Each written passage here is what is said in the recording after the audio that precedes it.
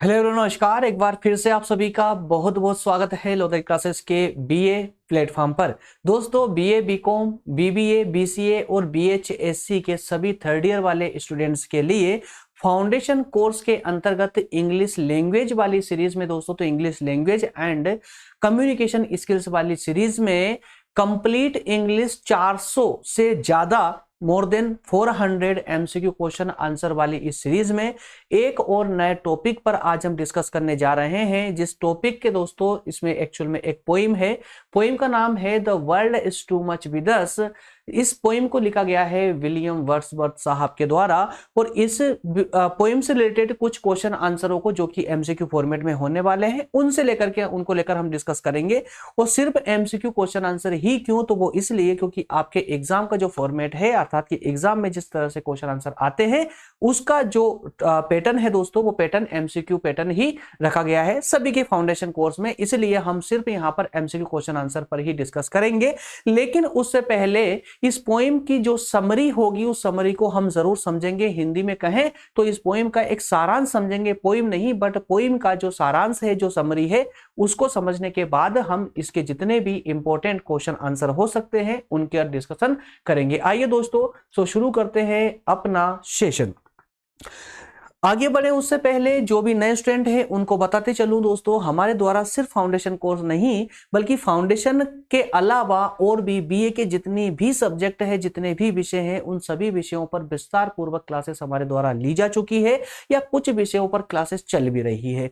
और अगर आप चाहते हैं प्रॉपर तरीके से अपनी स्टडी को कंटिन्यू रखना, अच्छे से स्टडी करना, टॉपिक वाइज टॉपिक सभी लेक्चर देखना, तो उसके लिए आपको हमारी प्लेलिस्ट को विजिट करना चाहिए। इसके अलावा आप हमारे टेलीग्राम और व्हाट्सएप ग्रुप को भी ज्वाइन कर सकते हैं, जहां पर आपको सभी लेक्चर की, सभी विषयों की लिंक एक ही स्थान पर मिल जाती है और साथ ही साथ में नोट्स की लिंक भी मिल जाती है, जिसे आप डाउनलोड करके और अपनी स्टडी को बेहतर आयाम दे सकते हैं। आइए अब शुरू करते हैं अपना आज का सेशन।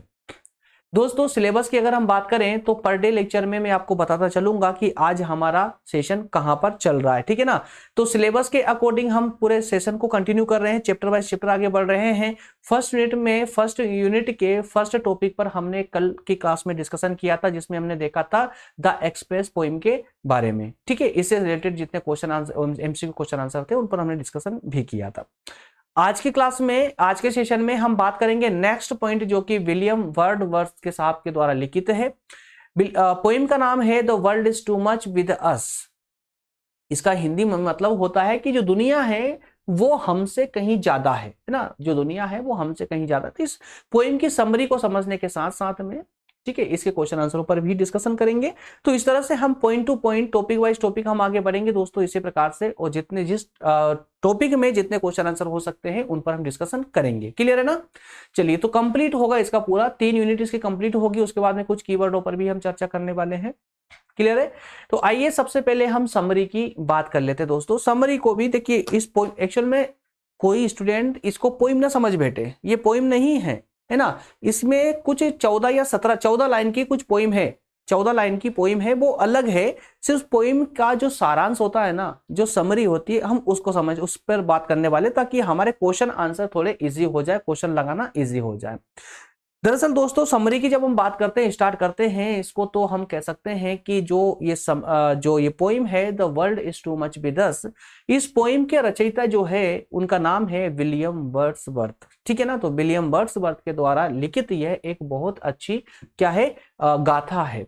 गाथा को अंग्रेजी में हम कह सकते हैं सोनेट। क्या कहेंगे दोस्तों? सोनेट, ठीक है ना। तो ये विलियम वर्ड्सवर्थ के द्वारा लिखी गई ये एक सोनेट है, अर्थात कि एक बहुत ही सुंदर गाथा है।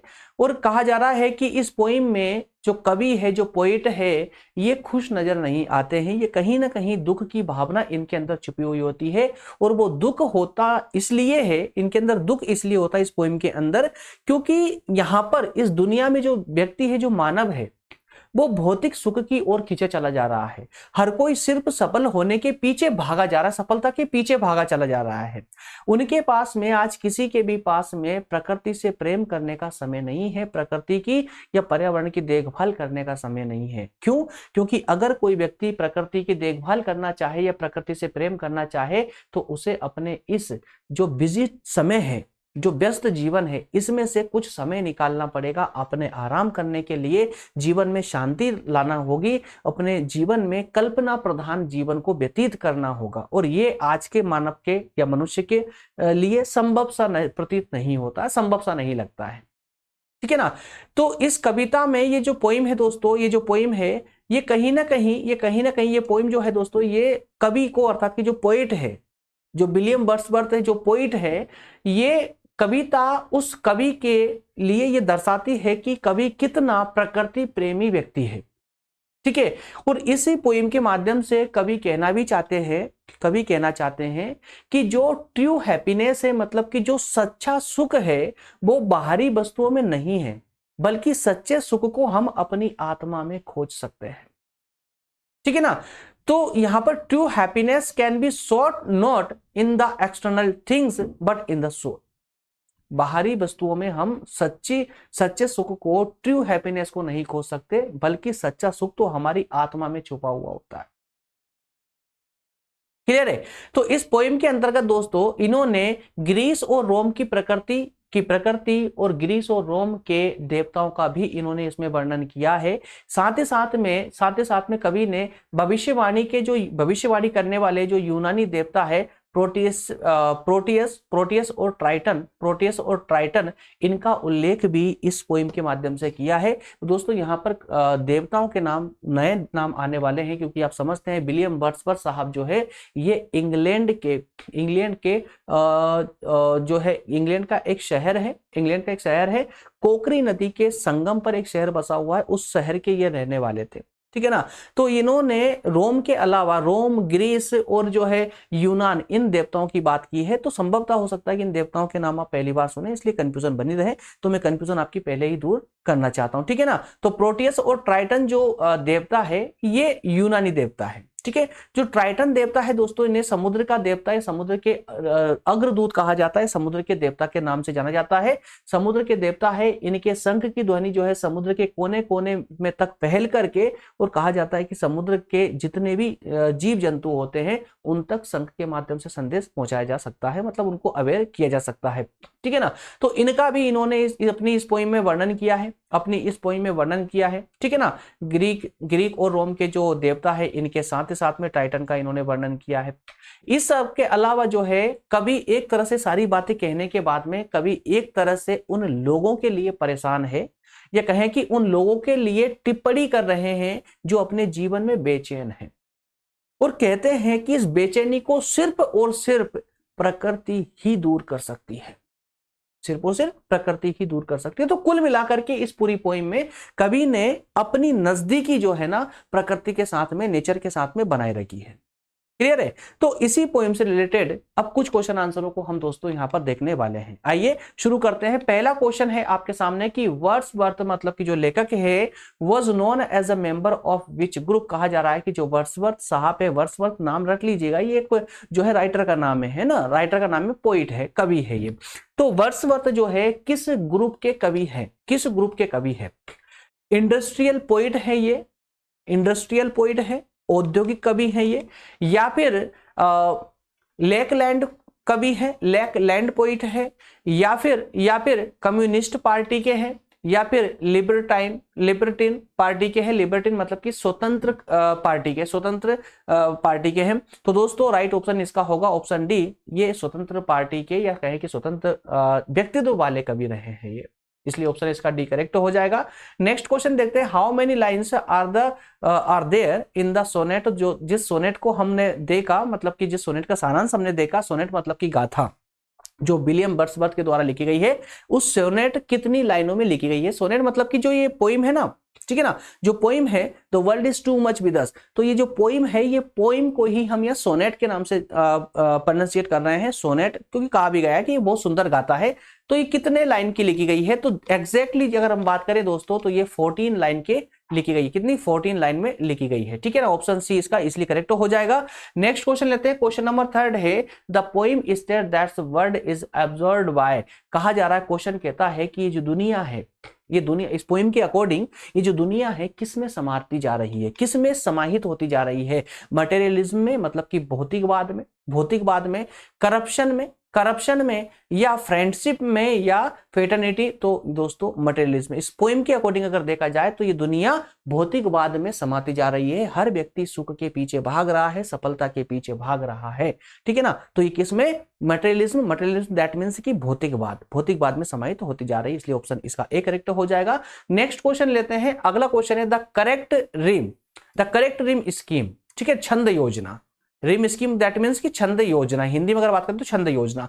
तो सही छंद योजना क्या है? किसमें? ऑक्टेव में। ऑक्टेव मतलब क्या होता है? सप्तक होता है। सप्तक को लास्ट सेशन में बताया था मैंने आप लोगों को। सप्तक जिसमें 7 स्वर होते हैं, सा रे गा मा प द नी, ये 7 स्वर होते हैं। और इस 7 स्वरों के भी जो सप्तक होते हैं ना, ये जो सप्तक 7 स्वर होते हैं, इसकी स्टेज कई अनगिनत होती है, लेकिन विद्वानों ने इसकी 3 स्टेप मानी है, ठीक है ना, 3 स्टेप मानी है।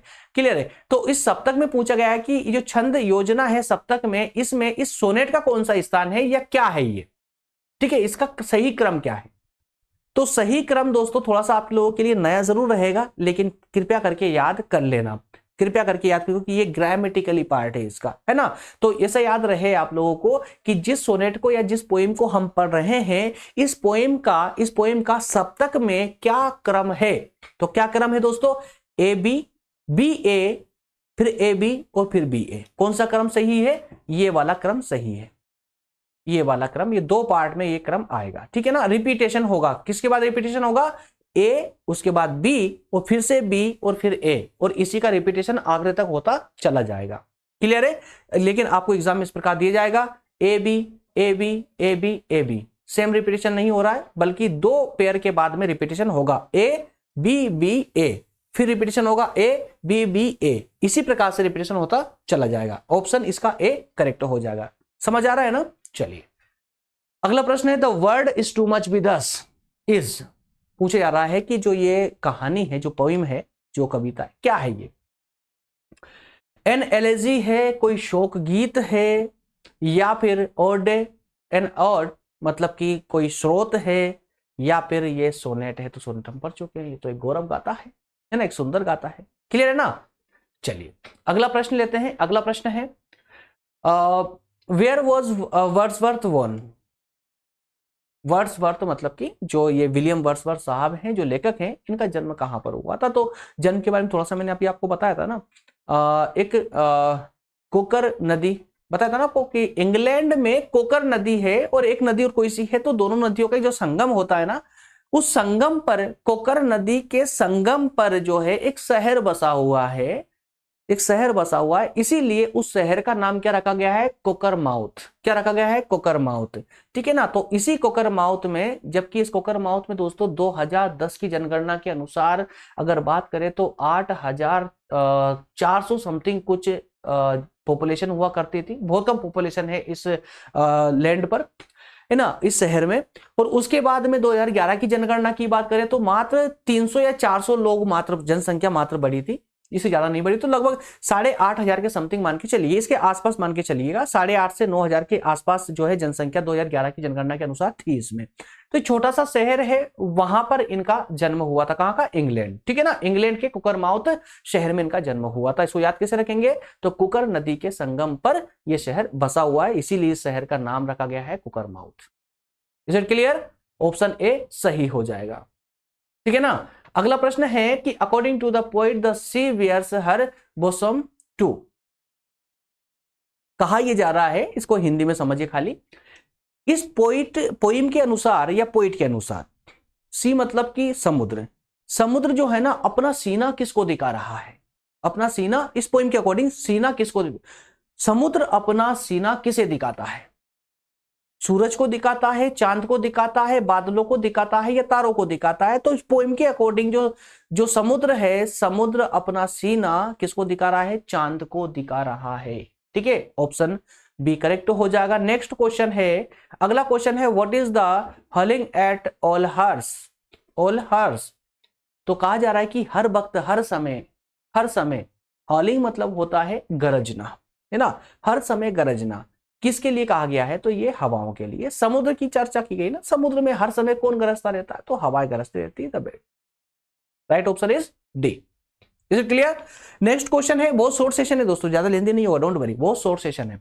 नेक्स्ट क्वेश्चन होगा व्हाट डज सॉर्डेड बोन। सॉर्डेड बोन मतलब होता है घृणित वरदान। देखो हिंदी में लिख भी दिया गया है यहाँ पर, बहुत अच्छी बात है, बहुत बढ़िया काम है ये, है ना, ताकि आप लोग कल से कंफ्यूज हो तो आपको ट्रांसलेट करने की आवश्यकता ना पड़े। देखिए ठीक है ना, जो नए ऐसे वर्ड है ना जिनको जो प्रचलन में नहीं है तो उनका हिंदी भी मैं डलवा दिया करूंगा यहाँ पर, ताकि आप रिविजन भी लगाएं तब भी आपको ये चीज याद रहे, ठीक है ना। तो सॉर्डेड बोन का मतलब क्या हुआ? सॉर्डेड बोन मतलब किसको हिंदी में क्या बोलते हैं? घृणित वरदान। तो घृणित वरदान क्या है? तो देखिए पोएम के अकॉर्डिंग आज जो हमें वरदान मिला हुआ है घृणित, बेकार सा, है ना, कौन सा वरदान है हमारे लिए? स्पिरिचुअल वेल्थ का है क्या? आध्यात्मिक धन का है? नहीं, ये घृणित वरदान कैसे हो सकता है? ये तो बहुत अच्छा वरदान है ना, तो इसको हटाइए। नेक्स्ट है मटेरियल गेन। मटेरियल गेन मतलब कि भौतिक लाभ। क्या भौतिक लाभ घृणित वरदान है? आगे बढ़ते हैं। कर्स या सिंप्लिसिटी। कर्स मतलब होता है श्राप देना किसी को, श्राप, ठीक है ना, श्राप समझते हैं ना, श्राप, बद्दुआ, ठीक है। तो कर्स या फिर सिंप्लिसिटी मतलब कि एकदम सादगी। तो आज मानव को इस पोएम के अकॉर्डिंग मानव को कौन सा वरदान मिला हुआ है जो गंदा है, बेकार है? कौन सा है? मटेरियल गेन का। क्यों? क्योंकि हर मनुष्य भौतिकता के पीछे भाग रहा है, भौतिक लाभ के लिए भाग रहा है, भौतिक वस्तुओं के लिए भाग रहा है, हर वक्त सफल होने के लिए भाग रहा है ना। प्रकृति की ओर उसका कोई ध्यान नहीं है, स्पिरिचुअल वेल्थ की तरफ उसका कोई फोकस नहीं है, इसलिए इसका ऑप्शन ए, माफ कीजिएगा, बी करेक्ट हो जाएगा। मटेरियल गेन मतलब कि भौतिक लाभ, ठीक है ना, भौतिक लाभ। चलिए नेक्स्ट क्वेश्चन देखते हैं। Which God is rising from सी। तो समुद्र से कौन से देवता निकलते हैं? समुद्र से कौन सा देवता निकलते हैं? तो ये मैंने अभी बताया, ट्राइटन। ट्राइटन पूरा नाम मैं अभी नेक्स्ट क्वेश्चन बताने वाला हूं, ट्राइटन, ठीक है ना। तो ट्राइटन देवता ही है जो शंख बजा करके समुद्र में रहने वाले हर प्राणी को सचेत करते हैं, इसलिए राइट ऑप्शन हो जाएगा यार, ट्राइटन होना चाहिए था, प्रोचस ट्राइटन। दोस्तों ये जो राइट ऑप्शन आपको दिख रहा है ना सी, ये सी में आई थिंक ये गलत है, ये मुझे नहीं लगता है, पीपीटी डिजाइन में कहीं ना कहीं मिसप्रिंट हुआ है, इसका राइट ऑप्शन ए होगा, राइट ऑप्शन ए होगा। ट्राइटन ही वो देवता है जो समुद्र के देवता कहलाते हैं, ठीक है ना। तो समुद्र से जो देवता निकल रहे हैं वो कौन है? ट्राइटन देवता है, ठीक है ना। तो मैं इसको अभी थोड़ा सा ठीक करवा दूंगा, डोंट वरी। नेक्स्ट क्वेश्चन है what is the Triton blowing. Triton blowing, तो ट्राइटन ब्लोइंग कुछ और नहीं बल्कि उसी देवता का नाम है और पूरा नाम है horn Triton blowing. Horn Triton blowing मतलब कि ट्राइटन जो देवता है ये समुद्र के प्रत्येक प्राणी को शंख बजा करके समुद्र के कोने कोने तक उस आवाज से प्राणियों को सचेत करते हैं। तो इसका राइट ऑप्शन होगा ऑप्शन बी करेक्ट हो जाएगा। निश्चिंत रहे, डोंट वरी, मैं अभी पीडीएफ जो आपको प्रोवाइड करूंगा तो उसके माध्यम से इसको मैं ठीक करने के बाद ही क्वेश्चन नंबर 10 को ठीक करने के बाद आपको दूंगा, ठीक है ना। तो इस प्रकार से दोस्तों हमारा आज का सेशन होता है कंप्लीट। इसमें 11 क्वेश्चनों पर हमने डिस्कशन किया है, इससे ज्यादा कुछ भी करने की आवश्यकता नहीं है। इस पोएम से रिलेटेड 11 क्वेश्चन पर्याप्त है। एग्जाम से पहले मात्र आपको रिवीजन लगाना है और उससे पहले बस ये लेक्चर को ढंग से देख करके और समझते हुए आगे बढ़ना है और इसके अलावा कोई ज्यादा लोड नहीं लेना है। अभी आपका काम क्या है? एग्जाम जब तक नहीं आ रहे हैं तब तक सिर्फ आप लेक्चर देखते रहिए, आगे बढ़ते रहिए, सब्जेक्ट को कंप्लीट कीजिए, एक एक बिंदु को समझते हुए आगे बढ़िए। दोस्तों आप कहीं पर भी उठा करके देख लीजिए, जब भी कोई एमसीक्यू सीरीज लेकर के आता है ना तो सिर्फ क्वेश्चन पढ़ता है, आंसर पढ़ता है और टिक मारता है, दैट्स और आगे बढ़ जाता है, लेकिन वो हमारा उद्देश्य नहीं है। एमसीक्यू सीरीज है तो क्या हुआ, समझ तो वो भी आना चाहिए ना। स्टोरी वाइज हमें डिस्कस थोड़ा बहुत तो डिस्कस करना ही पड़ेगा, है ना। डिटेल क्लासेस भले ही नहीं है, ये एमसीक्यू सीरीज है, लेकिन फिर भी इतनी तो बात चर्चा इसमें करनी ही पड़ेगी ताकि आप लोगों को इसकी कहानी तो समझ आए। तो इसलिए थोड़ा सा इसमें टाइम भी लग जाता है और हम जो है क्वेश्चनों को करने के साथ साथ में इस तरह से हम इसको डिस्कशन करते हैं ताकि आपको वो हमेशा के लिए याद भी रह जाए, ठीक है ना। एग्जाम के जस्ट पहले आप इसी पीडीएफ को डाउनलोड करके और इससे आप रिवीजन लगाएंगे। नेक्स्ट सेशन में दोस्तों मिलेंगे, लेक्चर नंबर 3 में हम मिलने वाले हैं जिसमें हम बात करेंगे नेक्स्ट पोएम की, my financial career. My financial career पर बात करेंगे और इसके राइटर है स्टेफन लीकॉक। स्टेफन लीकॉक साहब के द्वारा लिखित है ये पोइम माय फाइनेंशियल करियर। इस पर हम नेक्स्ट सेशन में चर्चा करने वाले हैं। ओके फ्रेंड्स, चलिए मिलेंगे अगले सेशन में। जो नए स्टूडेंट हैं मैं उनको एक बार फिर से रिपीट कर दूं, व्हाट्सएप और टेलीग्राम इन सब की लिंक आपको डिस्क्रिप्शन में दी गई है, जिन्हें आप ज्वाइन करके आसानी से अपने अध्ययन को कंटिन्यू रख सकते हैं, अच्छे से इफेक्टिव अध्ययन बना सकते हैं। इस सब के अलावा ये सभी सोशल प्लेटफॉर्म पर हम अवेलेबल है, जहां आप चाहे वहां हमको ज्वाइन कर सकते हैं, ठीक है ना। सभी जगह एक ही नाम है, लोधाजी क्लासेस में। जाने से पहले आप सभी लोगों का एक बार पूरे दिल से धन्यवाद करना चाहता हूं कि आप लोगों के सहयोग से दोस्तों हमारा ये जो प्लेटफॉर्म है जो आपका लोधा जी क्लासेस परिवार है ये 1 लाख सदस्यों का एक परिवार बन चुका है। 1 लाख सदस्य हमारे साथ जुड़ चुके हैं। ये प्लेटफॉर्म पर 1 लाख सब्सक्राइबर हो चुके हैं। इस सभी की आप सभी को बहुत बहुत बधाई हो दोस्तों, ठीक है ना। और इसी प्रकार से मैं चाहता हूं कि इसी प्रकार से इस पूरे समुदाय को आप सभी लोगों का स्नेह और प्रेम मिलता रहे और इसी के साथ में हम देश के कोने कोने तक विचलित होते रहे, कोने कोने तक फैलते रहे। और जिस स्टूडेंट को भी कभी समस्या आती है तो वहां तक हम इसी प्रकार से निःशुल्क शिक्षा प्रोग्राम के माध्यम से हर एक उस छात्र तक हम शिक्षा प्रसारित करते रहे, पहुंचाते रहे जहां पर शिक्षा का कहीं ना कहीं अभाव है। और आप भली बात समझते दोस्तों कि स्नातक क्षेत्र में टीचरों का बहुत कम फोकस है जो कि इसको अच्छे से पढ़ा रहे हो और टॉपिक वाइज टॉपिक पढ़ा रहे हो, नोट्स के साथ पढ़ा रहे हो। थोड़ा से संभव जो है कुछ परेशानियां होती है। इसी कारण से दोस्तों हम चाहते हैं कि आप लोगों का सहयोग जिस प्रकार से अभी तक हमारे साथ बना रहा है आगे भी बना रहे, ताकि हम ये शिक्षा प्रोग्राम जो निःशुल्क शिक्षा प्रोग्राम है इसको हम कंटिन्यू रख पाए। बहुत बहुत धन्यवाद एक बार फिर से आप सभी का बहुत बहुत धन्यवाद और आप सभी को बहुत बहुत बधाई हो। मिलेंगे नेक्स्ट सेशन में दोस्तों, तब तक आप सभी का दिल से धन्यवाद। Thank you so much.